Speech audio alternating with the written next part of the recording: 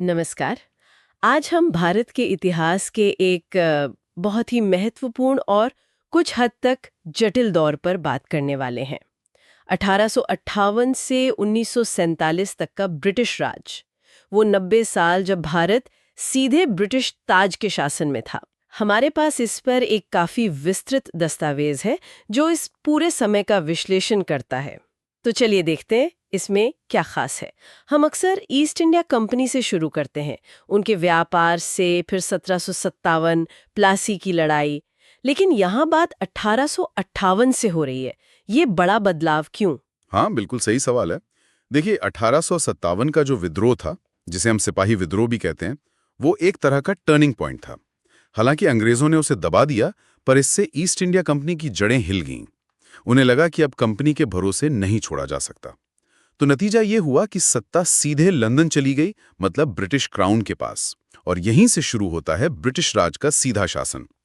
दस्तावेज इस बात पर काफी जोर देता है कि ये सिर्फ एक एडमिनिस्ट्रेटिव चेंज नहीं था, शासन का तरीका बदलने की कोशिश भी थी, कम से कम कहा तो यही गया। अच्छा, तो ये जो सीधा शासन आया, इसमें क्या अलग था?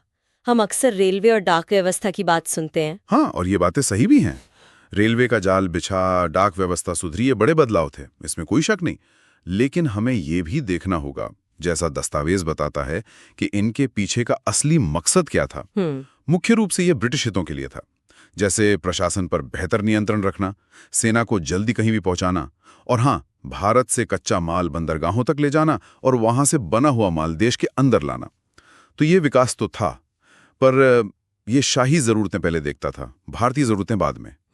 और इसके साथ साथ दूसरी तरफ क्या था?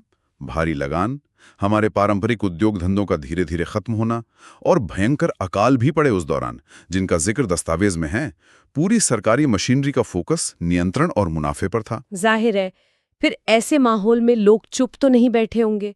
विरोध कैसे हुआ? क्या तस्वीर उभरती है दस्तावेज से? बिल्कुल नहीं, खामोशी तो नहीं थी, विरोध तो शुरू से ही था, अलग अलग तरीकों से। लेकिन धीरे धीरे वो संगठित होने लगा। जैसे 1885 में भारतीय राष्ट्रीय कांग्रेस का बनना, ये एक बहुत बड़ा कदम था। और फिर धीरे धीरे ये संघर्ष सिर्फ पढ़े लिखे लोगों तक ही नहीं रहा, आम जनता भी इसमें जुड़ती गई। दस्तावेज में खास तौर पर महात्मा गांधी के अहिंसक आंदोलनों का जिक्र है, जैसे डांडी मार्च या फिर 1942 का भारत छोड़ो आंदोलन। इनका बहुत बड़ा असर हुआ। हाँ, ये तो जन आंदोलन बन गए थे। बिल्कुल।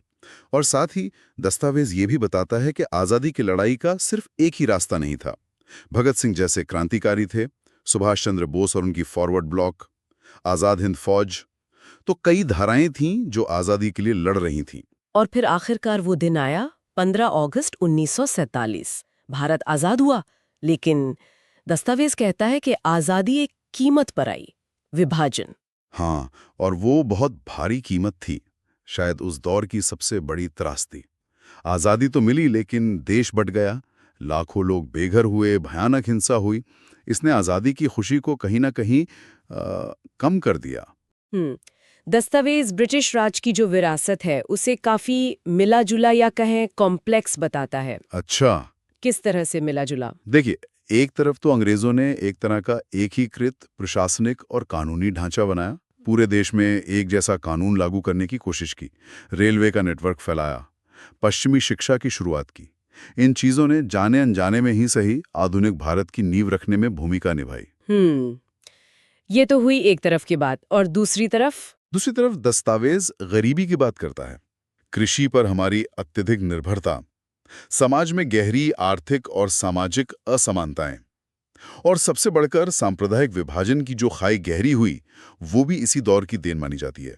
ये वो चुनौतियां थीं जिनसे आजाद भारत को फौरन निपटना पड़ा, और इनका असर तो हम आज भी महसूस करते हैं। दिलचस्प बात यह भी है, दस्तावेज इशारा करता है कि कुछ प्रशासनिक तरीके जो मूल रूप से नियंत्रण के लिए बने थे, बाद में राष्ट्र निर्माण में काम आ गए। ये भी एक पहलू है। तो कुल मिलाकर ये 90 साल सिर्फ गुलामी और शोषण की ही कहानी नहीं है। ये गहरे बदलाव, संघर्ष, त्याग और एक राष्ट्र के तौर पर हमारे उभरने की भी कहानी है। दस्तावेज का निचोड़ यही लगता है कि इस दौर ने भारत को हमेशा के लिए बदल दिया। हमारी आज की पहचान इसी इतिहास से बहुत गहराई से जुड़ी है। बिल्कुल सही कहा आपने। और अगर हम इस विश्लेषण से एक कदम आगे जाएं और सोचें, तो सवाल ये उठता है कि इस जटिल इतिहास की समझ, जिसमें अच्छा और बुरा दोनों शामिल हैं, वो आज की चुनौतियों से निपटने में हमारी कैसे मदद कर सकती है, चाहे वो सामाजिक चुनौतियां हों, आर्थिक हों या राजनीतिक। इतिहास को जानना एक बात है, उससे सीखना शायद ज्यादा जरूरी है। ये एक सोचने वाली बात है।